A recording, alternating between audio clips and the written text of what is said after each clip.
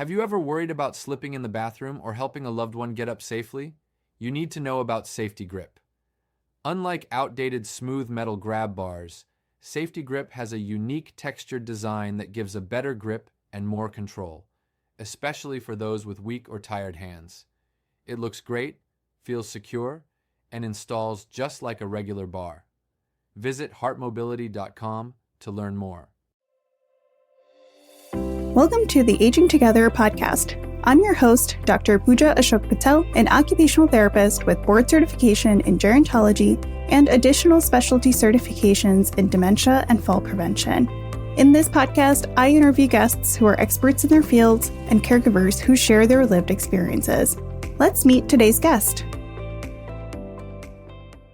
Hello, everyone, and welcome to a live stream of the Aging Together podcast, Season 4, sponsored by Heart Mobility, revolutionizing those steel metal grade grab bars from the 1960s with their newest product, Safety Grip. If you're tuning in live, please use the chat to introduce yourselves and ask any questions along the way. Our guest today will answer them at the end of the show. So today's guest, we have Miss Arvette M. Reid, AIF. Arvette is a healthcare planning strategist in the Virginia office of Signature Estate and Investment Advisors, SEIA, and she works in the practice's Life Care Affordability Plan service. She joined SEIA in 2017 after 15 years as a marketing professional in the senior housing and healthcare industry, where her tenure spanned a range of independent living, assisted living, memory care, nursing care, and hospice care. Arvette's deep commitment to civic engagement and local issues was established as a youth while visiting residents at Goodwin Living in her hometown of Alexandria, Virginia. Arvette most recently served on the boards of the Insight Memory Care Center and Senior Services of Alexandria, and is an active member of Jack and Jill of America, Incorporated. She holds a Series 65 securities license, a life and health insurance license, and she is an accredited investment fiduciary AIF professional. Her ability to bridge the financial and healthcare worlds together truly makes a powerful impact on how families who are going through trying times are holistically served. Arvette, thank you so much for joining me today. Oh, thank you for having me. I'm very excited to be here. What a phenomenal background leading up to what you do today. We have so much to talk about, and I want to make sure we get to as much of it as possible. So I'm thinking we start with your background and your years in elder care, and then maybe you can share about your personal experiences and how that led to what you do today. So let's start with your background. What's your story?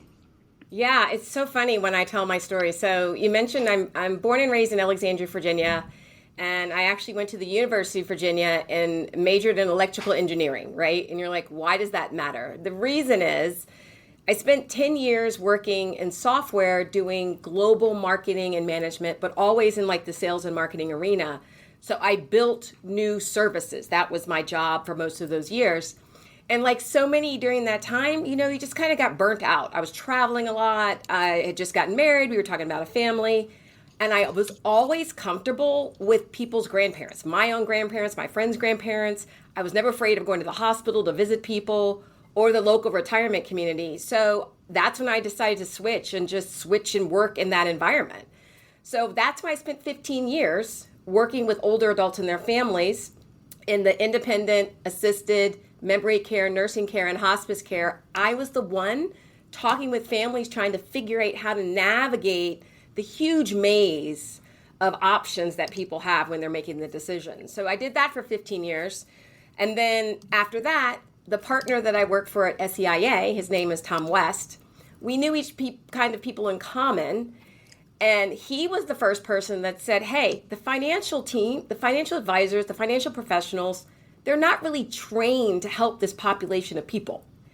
And so can you join the practice and help build something? And I was like, okay, so that's what I did.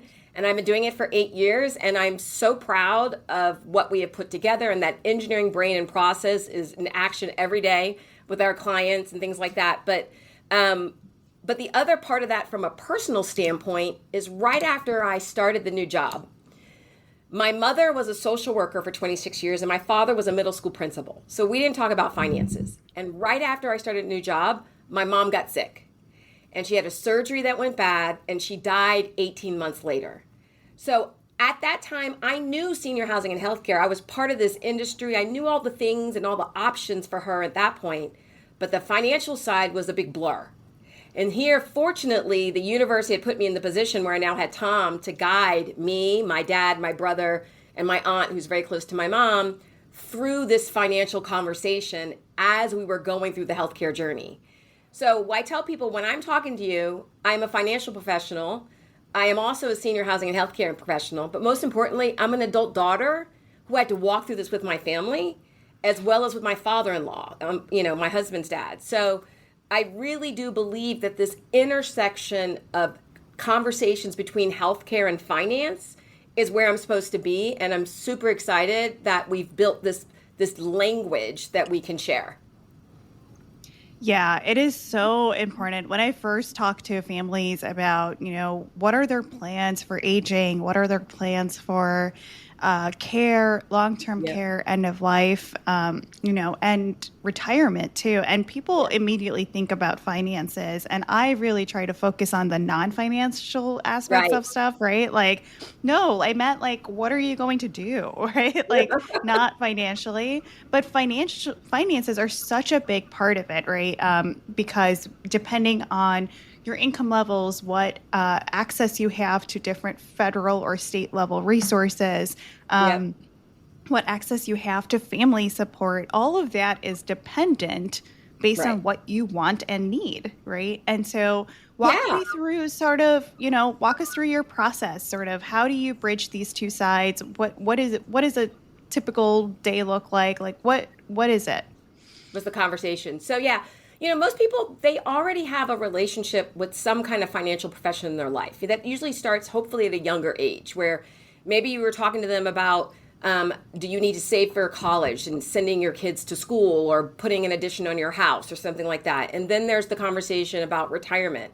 How much do you want to spend on retirement? Where do do you plan to stay in your house or are you moving? Those kind of conversations. And then they skip right to when you die, like, who are your beneficiaries? And traditionally, financial people skip right over the between retirement and death, right? But that's when all the healthcare stuff happens. So that's the exact point you just referenced. Like, so now you've got somebody in their post-retirement years, they've got a hospitalization for whatever reason, and you're ready to talk to them about what do you want to do, but they've only been trained to think about the financial side, right? Mm-hmm. And so this idea of all of the care options that people have to understand, nobody understands those in advance. They wait until it's time, and then all these options are thrown at them, and it's very confusing. So one of the most important things is when they come to us kind of in this crisis, and they come to us because we know we need to do something and we don't know if we can afford it. That's typically it.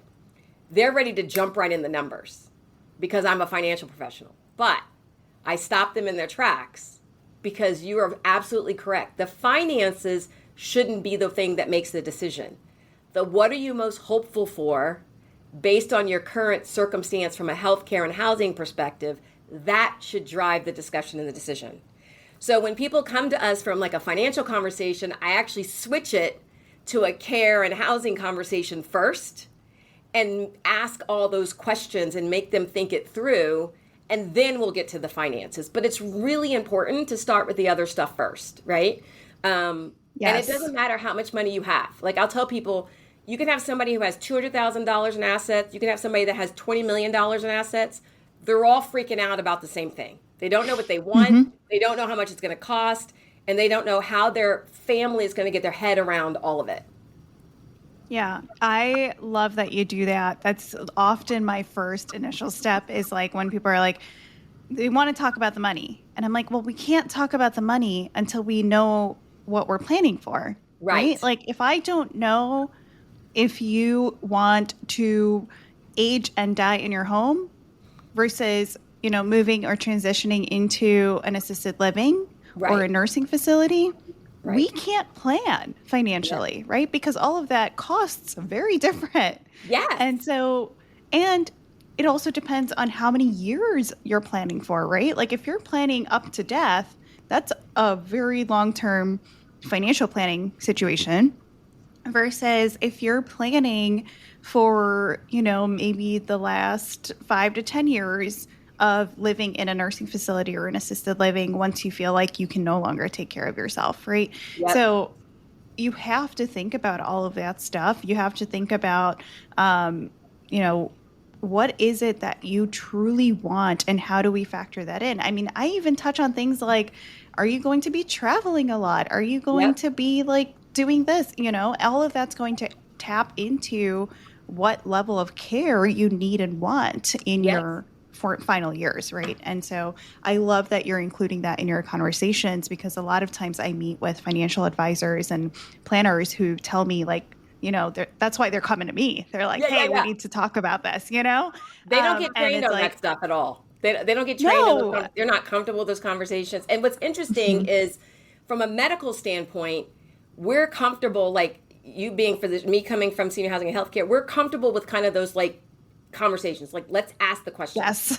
The financial people are really comfortable with the finance conversation, but they're never going to ask like what they consider the warm and fuzzy, like, I don't want to get too deep. That's not my lane, right? So part of my passion is training financial advisors to learn how to have these conversations and also to bring up your own personal story. That's why I share the story with my mom, because it also helps people realize, yes, I'm a financial professional, but I'm going through what you are going through right now. I went through it. So I can relate to you on multiple levels, right? So I think it's really important for financial professionals to kind of bridge that gap. Yeah, absolutely. So speaking of that, let's talk. Can you share a little bit more about what did you go through with your mom? What happened? Yeah. So my mom was very medically complicated on paper, but, she would walk around and she would seem fine, and so she had diabetes, she had congestive heart failure, she had bad knees, and she really didn't want to get her surgeries. I mean, I'm sure this sounds very familiar to a lot of adult daughters who are going through this with one of their parents, right? And if you ask the parent, they're fine. I'm fine. I'm doing great. I'm fine. I'm taking my medication. I'm fine. So unfortunately, she went in for orthopedic procedure and had some complications from that. And she had a pacemaker that she had some complications with that. And even though she came out of the hospital, she just was never quite the same, right? Could never really kind of get her physical ability back. Thankfully, her cognitive and mental ability came back. But it was just kind of the beginning of the downfall. So you had the underlying with the diabetes and the congestive heart failure. And it just kind of got worse and worse. And one thing I will say about my parents is they both had amazing careers. So from a financial standpoint, they had a great income. They had Social Security, they had pensions, back when pensions were great. And so we were able, and my parents had renovated their house so that my mom could live on one floor. So when things got complicated, they could bring in home care, she could live on one floor. But eventually it just got harder and harder and harder, right? And so there's this tipping point where, back to my comment about what are you most hopeful for, and I learned that from the partner I was working for when this happened. So I ask my families this all the time now. Mom, given where you are right now physically, like you just can't do the things you used to, given where you are now, what do you want? I really want to stay home. Okay, great. We're going to do everything we can to keep you home. But if home is no longer an option for whatever reason, we need a plan B. So that's how I approach it with families. Because if you think about it from a healthcare standpoint, when you're going through an emergency, everybody's telling you what you have to do, what you can't do, right? You can no longer do this. You have to stop eating meat. You can no longer do the steps. Mom, stop trying to do this for dad, whatever. So it's really important to step back and go, okay, based on where you are right now, what's most important to you? And then let them open up. Because it's the first time someone's asked them that question as opposed to telling them what they can and can't do or what they have to do, right? The other thing I think is really important in conversation is adult children, adult daughters have a lot of opinions. And they want to come in and they want to say, this is what we're going to do. So part of my role with families is also being the person that says, this is really not your plan, it's your parents' plan. You get to have input. And you obviously need to be heard, right? Being heard and understood is really important. Family meetings are very important. Financial advisors don't do family meetings. They talk to the one person whose account it is. Maybe the other spouse is sitting there, but they're not really participating. That's their traditional path. My traditional path is we're going to have a family meeting. Who needs to be involved in this? You know who people forget about? Best friends. Best friends also have opinions, right? So it's really important to hear what everybody has to say, but then focus on the person that has the diagnosis and what are they most hopeful for, and try to build around that where everybody can agree, like, okay, this is what we're going to try. And if not this, then that. And once you do that and you wrap in the healthcare conversation and the finance conversation, everybody can then focus on the most important thing, which is being a family member, loving each other, supporting each other the best way possible, and reducing the anxiety about, oh my God, how all is this going to cost? Because everybody has anxiety about how much everything's going to cost. We'll be right back. Quick pause. Are you caring for a loved one? Recharge inside the Aging Together Caregiver Hub, our free online community packed with expert tips, live Q&As, and peers who truly get it. Join in seconds at aging-together.com, then dive back into the show feeling supported. Yes. So many great points I want to touch on. First and foremost, family meetings, absolutely. So I start every initial conversation with, if we're going to be doing care planning, I need every single person that you care about whose input matters at this table. We're going to do a family meeting. And sometimes, I had a client that looked like it was the two parents and their 5 kids. We're doing it, right? We're doing it. Because I've seen the other side of it. I've been in the hospitals for a decade. I've seen when something happens to mom and they don't have an advance directive and they don't have their finances in play and they've never had a conversation about what are we going to do if something happens. Right. And there's no power of attorney. And now all of these kids are sitting there fighting and arguing and upset, and it's prolonging their mom's suffering, and it's tearing the siblings apart. And I've seen this play out over and over again in the hospital over the years, and it is such an important piece of, we're going to sit down and have a conversation with the entire family about what mom wants. And this is not about you, but your input matters.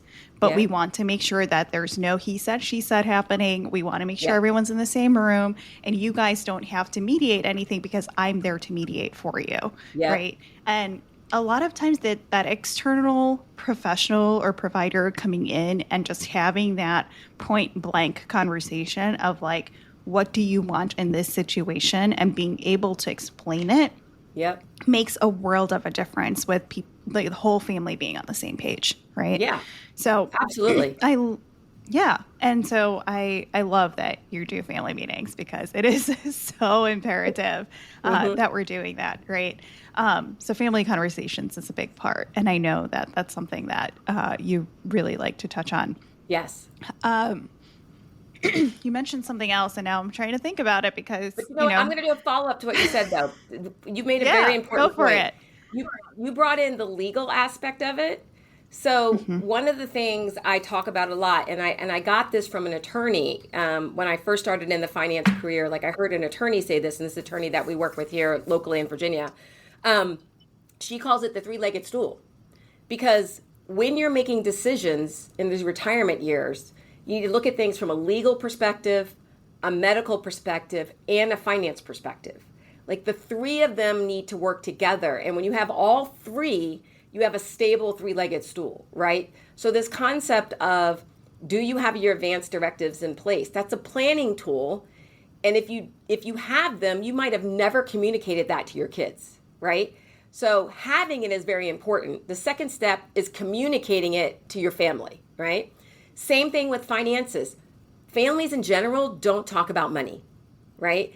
It's an uncomfortable conversation for a lot of people. Sometimes the parents don't want their kids in their business. Either they have a lot of money and they don't want their kids to know, or they don't have any money and they don't want their kids to know, right? So they don't talk about money. But that's the same kind of thing. Like, when you're in the middle of making a decision in a healthcare crisis, someone needs to understand what's going on with the finances, because you can't say we're going to keep mom at home with 24-hour care when you have absolutely no idea what mom's income is or asset level or any of that, right? So it all has to be tied together, the legal, the medical, and the financial. Because also in the medical, is it something that they're going to need care for a long period of time or a short period of time? So as a financial advisor, am I planning for 2 years or am I planning for 12 years? So the perfect example I give, someone's diagnosed with a form of dementia, right? We know dementia is an umbrella and there's all different types of dementia. If you're diagnosed with Lewy body, your life expectancy is way shorter than someone that's possibly diagnosed with Alzheimer's. Or if you're diagnosed with Parkinson's, for example, you're going to live a life with Parkinson's. So understanding the medical condition is also very important from a financial planning perspective. Yes, absolutely. 1,000%. I feel like these family meetings also they just need to be interdisciplinary meetings with the family, of having someone who understands the medical aspect, a legal advisor, and a financial advisor all at the table together so that this can all be done, right? This is something that I work on here in Chicago is, I have my trusted referral partners of, okay, hey, I have this client. We need to figure out their legal situation and set up. They're generally elder law attorneys who specialize in estate planning and, trusts and wills and directives and like all of that stuff, right? But then the financial advisor is also at that table because they need to figure out, okay, well, if their advanced directive is X, Y, and Z, and their estate plans are this, and this is their medical side, then this is how we need to plan for this, right? Yep. I mean, that is exactly what you just planned out. And we need more of these where there's everybody at the table, because right now it's so siloed. It's so incredibly siloed that, a family makes a plan with their financial advisor without even considering talking or thinking about their care needs. And then they go to their attorney and make their wills and their directives and all of this with no medical input. So they're kind of just basing it off of their own understanding of their own health. And then they go to their, and they pick the wrong person as their POA. So they pick their husband who has dementia as their power of attorney. No. Yes. The number of times I've, had to ask people in their 80s or 70s, who is taking care of you at home or who is your support system? And their immediate response is their spouse. My first question is your spouse physically and cognitively able to support you? Right? Because you have to understand that just because somebody has a power of attorney doesn't mean that it's a reliable or an appropriate power of attorney. And how do you better understand that, right? How do you know that? And then it gets into, I love that you brought up dementia, because dementia could be 2 years, it could be 15 years, and you don't really know what you're signing up for. But if you have everybody on your team together, you can make a comprehensive plan for 2 years, 5 years, 10 years, 15 years, and see what that looks like. And in that process, what happens when there's guardianship involved, because this person with dementia is going to lose capacity at some point, right? We know that. So why don't we plan for that now versus when that starts to happen and then you don't know what they would want and they're no longer a reliable source of information, right? I think it's important for families to realize, and I'm glad you used the term elder law attorney, because there are families who did their documents in their 50s or in their 30s. And when you ask them at 75 or 80, oh yeah, my documents are done, but they haven't updated them. So I'm always telling people, if someone gets a new diagnosis, your documents need to be updated. That's a trigger point right there. Update the documents. And that your POA should be someone a generation below you. That would be ideal, right? I know you want your spouse, but your spouse is getting older as you're getting older. They're also going to have a more difficult time making these tough decisions. So sometimes having a generation below is actually the proper thing to do as far as supporting people in their 70s, 80s, and 90s.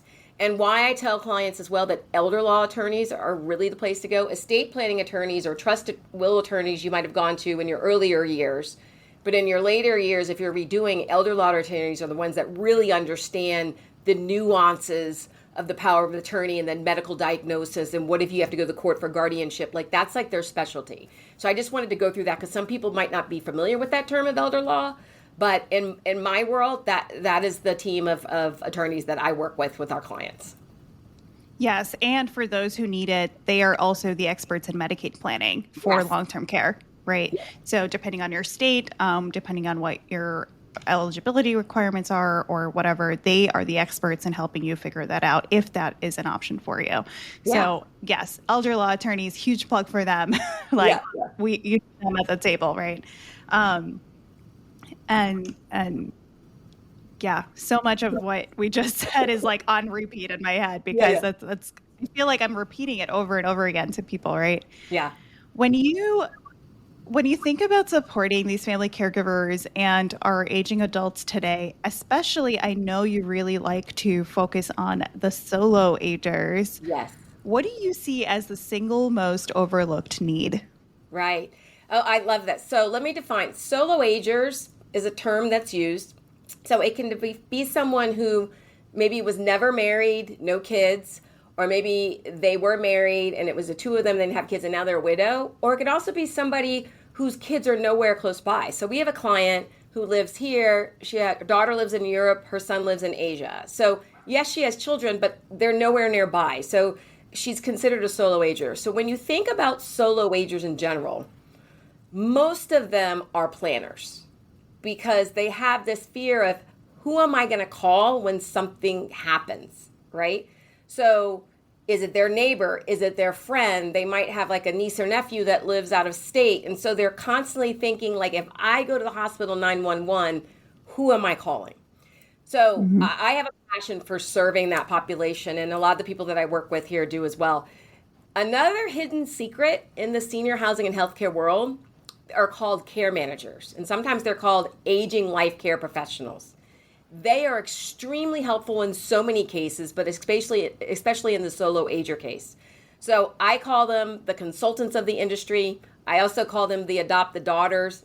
Most of them are female. There are some male care managers and aging life care managers, but they are professionals that can be hired to kind of be your first point of contact. They can also help with medical appointments. They can help with transportation. They can help coordinate all things senior housing and healthcare, and also work with the financial professionals when the time comes that things need to be paid for. So if you are a solo ager and you are less able, the care manager, the financial professional, your legal documents, they're all tied together. It's a team. So building a professional team is really important for everyone. And it doesn't matter how much money you have, because you can build that professional team using local resources if you don't have the money to privately pay for those resources. Let me give you an example. Around the country, there are area agencies on aging. That's always a good place to start. And you can find, like through your county or through your state, are there some kind of services that you can utilize to start building this professional team, right? So some people have the funds to private pay for them. Some people don't, but at least try to figure out where to start and do that. And the aging life care professionals, they are organized. They have a professional organization. They have their own website. If you look up aging life care, they're great. And they're a great place to make sure you're rounding out that team from a medical standpoint and coordinating the care so that the financial people know exactly what your money is supposed to do for you, right? So part of it is you're in the emergency. What do we do now in the short term to get everything organized? But more importantly, how are we going to sustain this in the long term? And that is the time in your life when bringing in professionals to help is really important. Even if you have children that are close by that say, mom's going to live with me or dad's going to live with me, or I don't have a job and I'm going to care for that person, that's fine too. And we know culturally, there are a lot of cultures who are like, my family is going to take care of me, full stop. Your family needs support. So your family may be the one to engage with the professionals to make sure that they are getting all the information and all the support they need in order to continue to support their parents, right? So I like to advocate that. Like, I'm not about anybody who can help, but sometimes you just got to pay for the help. in order to get the access to the care that you need and to have the outcomes that you're most hopeful for.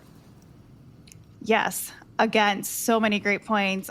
Care managers are my other speed dial out here as well. I have a bookmarked link to their directory for anybody who needs someone near them. They have a fantastic directory of providers. You referred to them as consultants and adopted daughters. I just think they're angels. I mean, I think, they're on call 24/7. They're ready to jump in and help with anything, anywhere. You talk about solo agers. I had a client who was 85 years old, retiring for the first time in her life. Her daughters lived in two very different states. And, she was a planner. She's like, I don't know. She had just had a hospitalization with a minor infection, but she was like, it concerned me of what happens if something major happens. And so, we got right to it. We made a plan. We figured out, what she would want to do, who she's calling. And it's funny, we said this earlier, but she listed her friends. And I asked her, she said, part of the solo agers is, she said a lot of her friends had passed away in the past year or two. Right. Yeah. And so she had these few friends left, and she listed them as her emergency contacts. And I said, can I ask how old they are? Like, can I ask if they're in good health? And she's like, oh yeah, they're up there. They're in their 80s too.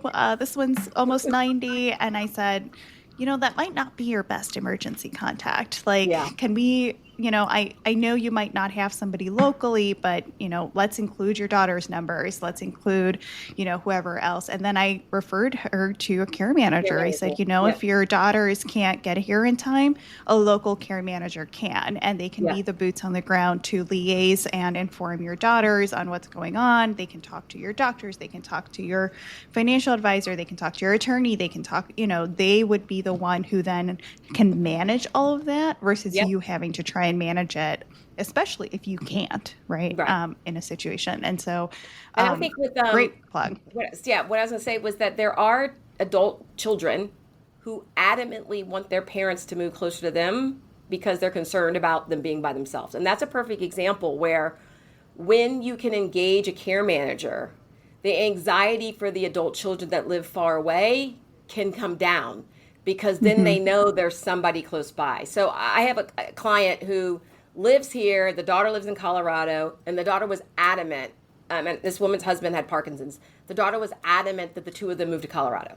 So I'm talking to this client, and they're like, okay, well, I think we're going to move to Colorado. And I was like, can I just ask you, do you even want to move to Colorado? She was like, no, I don't want to move to Colorado. I'm like, okay, then we need to figure out how not to move to Colorado. And it was all about making the daughter feel comfortable that her parents were going to be okay, because her husband all had his doctors here. He didn't want to switch doctors. All of those things that older adults think about that adult children don't think about, like uprooting from their medical support system, is really important for older adults.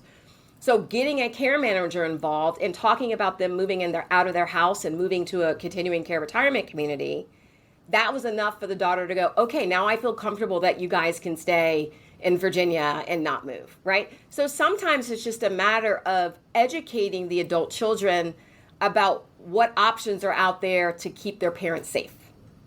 Right. You with that, though, you did bring up the cultural piece of it. And I'm in this same situation where, I'm adamantly moving my family out to be closer to me because culturally, there's an expectation that I'm going to take care of them. Well, I can't take care of them if I live 1,000 miles away, right? So, yes, I know what all the resources are. I know what all the supports I can set them up with are. But culturally, the expectation is that I'm the one who's going to be doing that, right? And so I need to make sure that they are nearby so that I don't have to jump on a plane every time something happens, right? And so I think there's two sides to this. I might have to disagree with you to a certain extent on that, because I think for many people, yes, absolutely. I think if they are just aware and educated on what their options are, they'll feel a lot better about it and they can stay where they are. Right. But when we're taking cultural considerations into context, I think there's always an option. And that's not to say, once here, I think that is shifting with generations too, right? Like, okay, yes, I will help you out, but I'm going to engage all of these other professionals to help me help you. right? And that's what you were saying earlier. Yeah. It's about helping me. Something else you brought up earlier that I always ask in family meetings is in relation to families taking care of their parents or adult children taking care of their parents, the parents will write it down, right? They'll say, oh yeah, my kids will take care of it. I look right at the kids and I ask them right there, will you? Do you have the capacity to do this? Right? Yeah. Do you have 3 young kids and a high demand job and you travel a lot for work? We're not putting you down as a responsible party for this, right? Yeah. So really trying to stories. Yeah, I'm sure. Do you want to share one? Yeah, there's one I will never forget. It was the mom and dad lived together. Dad had dementia and was going to an adult daycare program. And they had 3 kids and they had a family business. And so the kids were all local running the family business. And I got involved, and the daughter was the one who was like, we need help. And I'm like, okay, what's going on? And she's like, everybody thinks that I'm taking care of mom, and me and my husband are retiring to Florida. And they're not listening to me. I'm like, okay, here we go. So we had family meetings, we had financial things. We came up with a whole plan of how we were going to support dad, how we were going to support mom. And part of that plan was not her, right? It was, she's not going to be the person. And I remember talking to her like years later, like, hey, I just wanted to check in. It seems like everything's still good and dad's, doing well. She's like, oh yeah. She's like, the best thing that happened was me and my husband retired. We moved to Florida. My dad had a fall and everybody was going, what are we going to do now? And she's like, oh, we already have a plan. Turn to page such and such, which didn't require her moving back to Virginia. So it's a real thing that a lot of families are going through, that the parents are just expecting kids to do something, or vice versa, the kids are just expecting their parents to do something. So it goes back to, you have to have the family conversation, and it's really important to have a third party lead that family conversation so that there's no family dynamics that are taking over during that discussion. Yeah. Well, and I always say expectations is going to be the downfall of what happens with these family dynamics, right? Yeah. You have to talk about them. And you have to put measures in place that are going to benefit everybody and not, put somebody else's life on hold for this, right?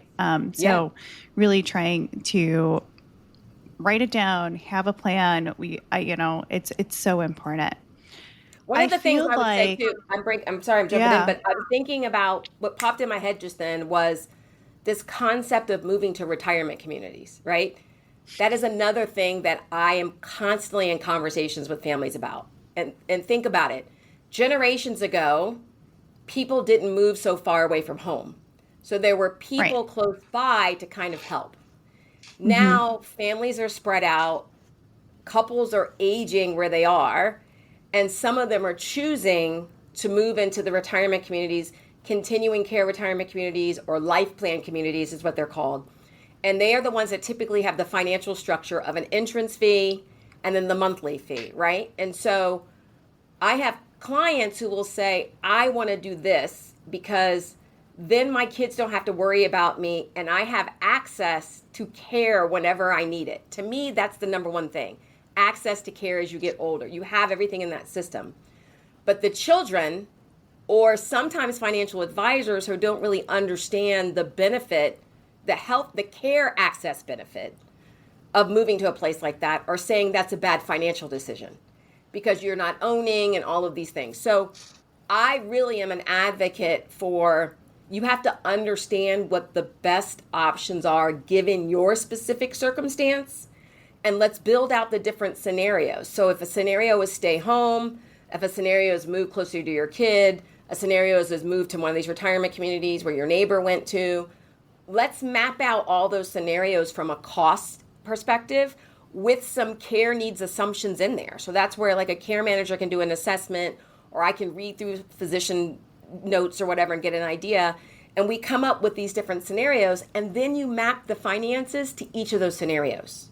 So when you do that, you're helping people take everything out of their head, put it on paper, so that you can actually see, oh, actually, this is not a bad financial decision. It can be a great financial decision in the long run, depending on what the circumstances are, right?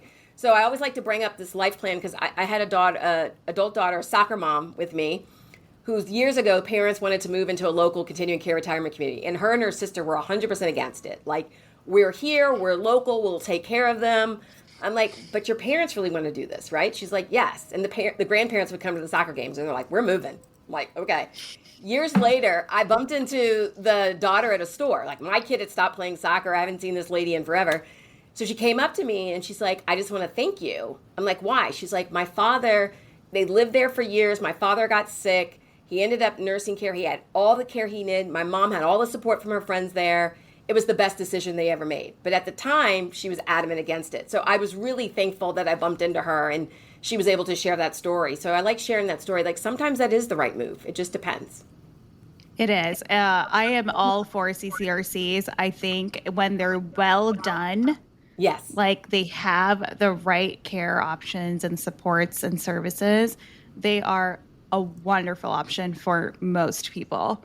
Yeah. I will say I am starting to see a need for culture-specific CCRCs, Yes. and we are very behind in that process.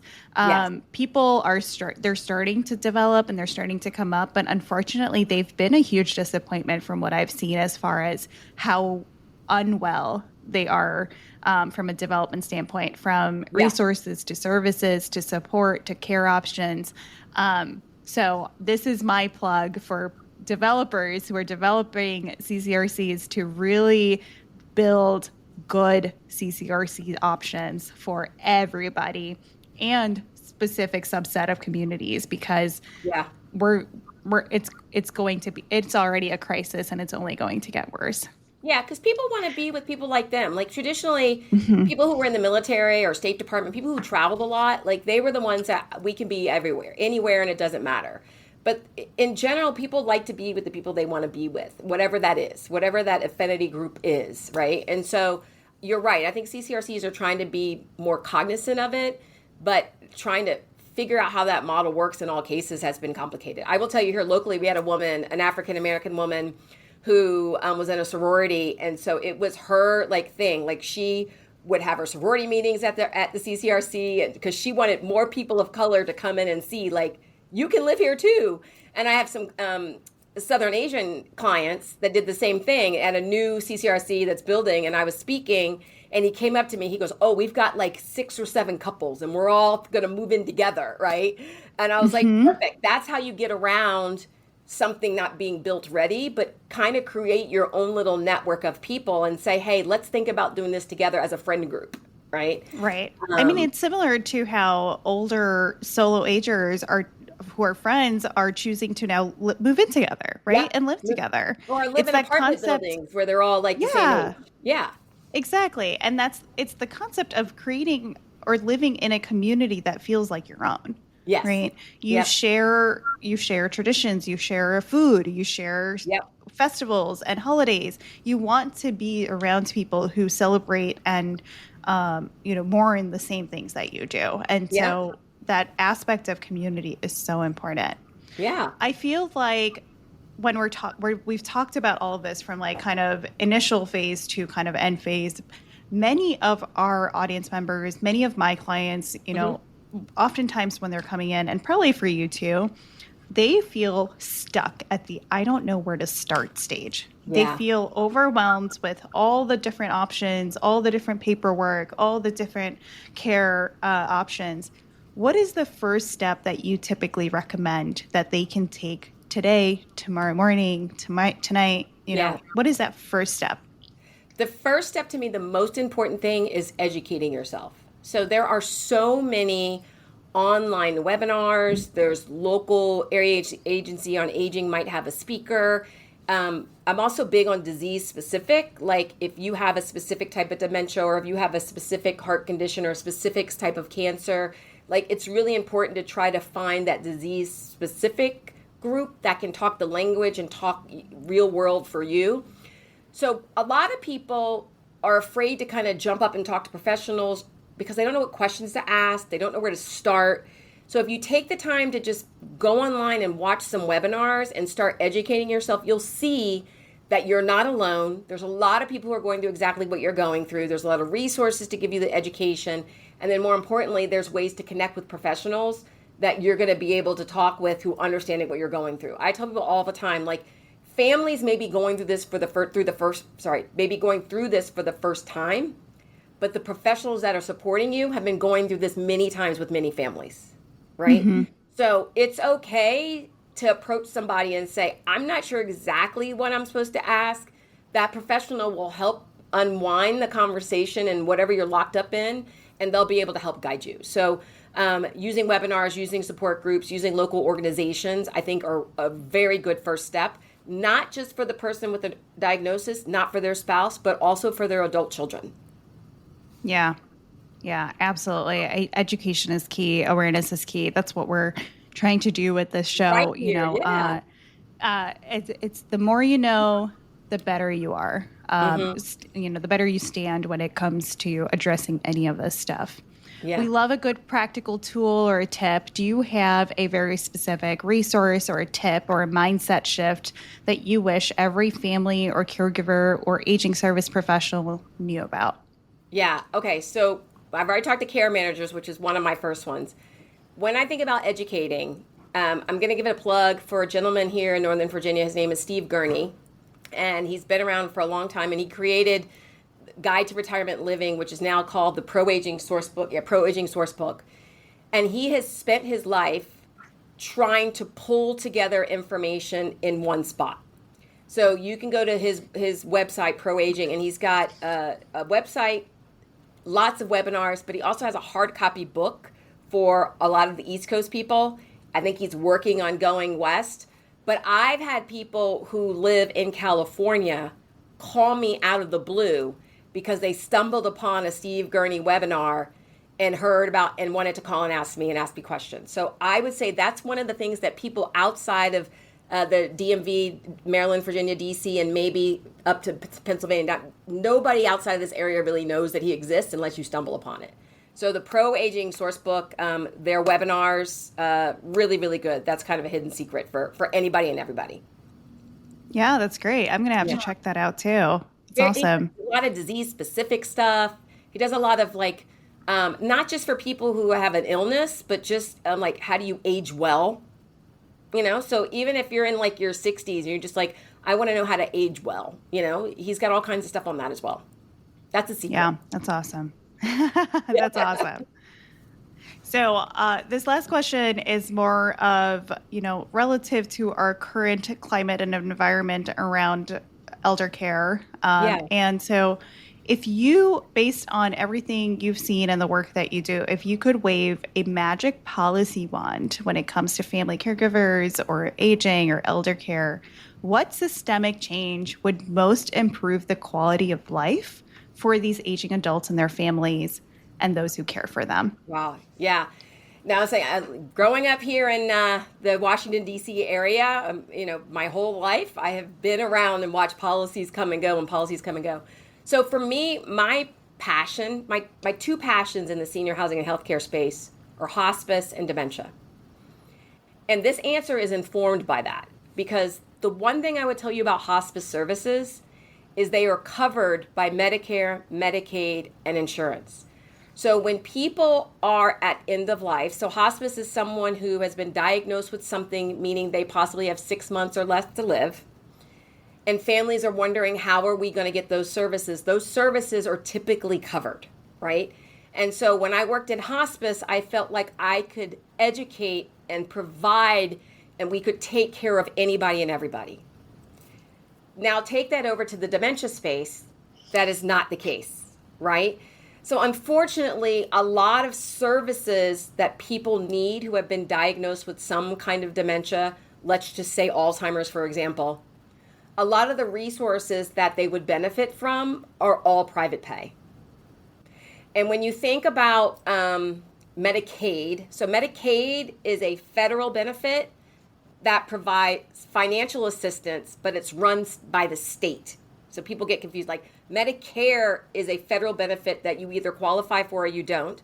Medicaid comes across as a federal benefit, but it's run state to state, right?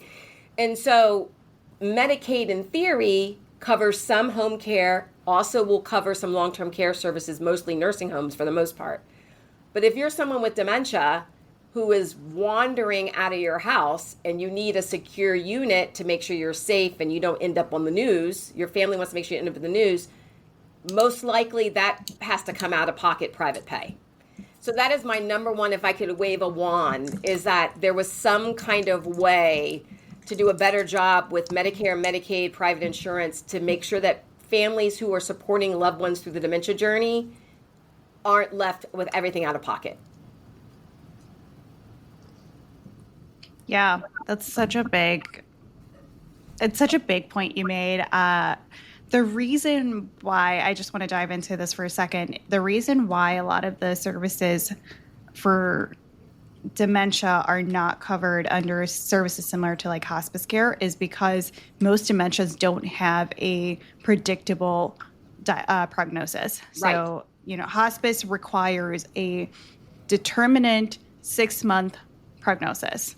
Yeah. The person has to be, diagnosed with something that in 99.9% of cases, the person will pass away within 6 months. Right. Now with dementia, any dementia, there's no guarantee. Nope. Somebody could live 2 months, somebody could live 20 years. Yeah. And there is no concrete process to understand a true prognosis in this situation until they're at the very end of their state life. And at that point, most people have figured out what they need and don't need and what they have access to. And so that is why there's such a discrepancy in traditional hospice care and then hospice when it comes to dementia. Yeah. And people with dementia are the families that are supporting loved ones with any type of dementia are the ones that have the most anxiety about how are we going to do care, because it's typically a long point of time, right? Like those are the people that are really searching for support services because they know it's not like a short cancer diagnosis, or even with cancer, sometimes people get treatment and they're fine and they move on. But dementia is going to be something that's progressively going to get worse. It's going to last a long time. They're going to need help. And there really is, there's just a lot of support that those families need. Yeah, absolutely. Yeah. Before we wrap up, what is one takeaway that you hope every viewer walks away with after hearing your story and your thoughts and your tips today?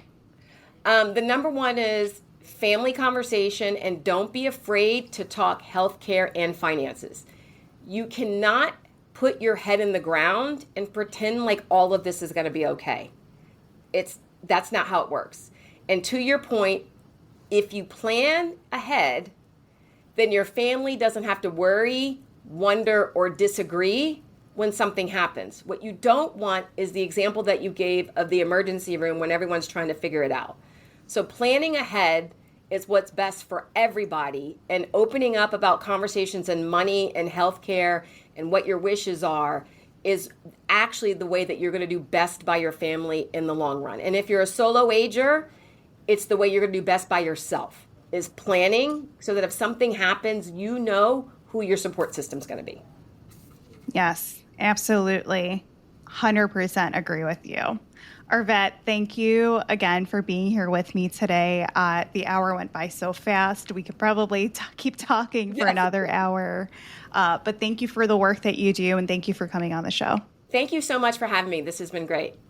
For those tuning in live, thank you for joining us. I'll be back with another live stream in 2 weeks, same time, same place, and I will see you then. Take care. Thank you for listening to the Aging Together podcast. This episode was produced by me, Dr. Pooja A. Patel, in partnership with Natural Eye Media, and is supported by our Season 4 sponsor, Safety Grip by Heart Mobility.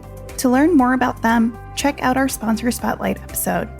If today's conversation helped you, please follow the show, share it with a friend, and leave a quick rating or review. Your support keeps the podcast free, at light, and growing. Want more? Join our live sessions every other Wednesday and unlock the subscriber-only audio replays through the link in the show notes. Until next time, let's keep learning and aging together. Take care. Aging, illness, and injury can make the simplest movements feel daunting. That's why Safety Grip was designed with compassion at its core. Its deep textured surface offers real control, especially for hands weakened by arthritis, neuropathy, or stroke, helping restore not just safety, but dignity. Because when you or someone you love needs support, it should feel like someone's there to help. Visit heartmobility.com to learn more.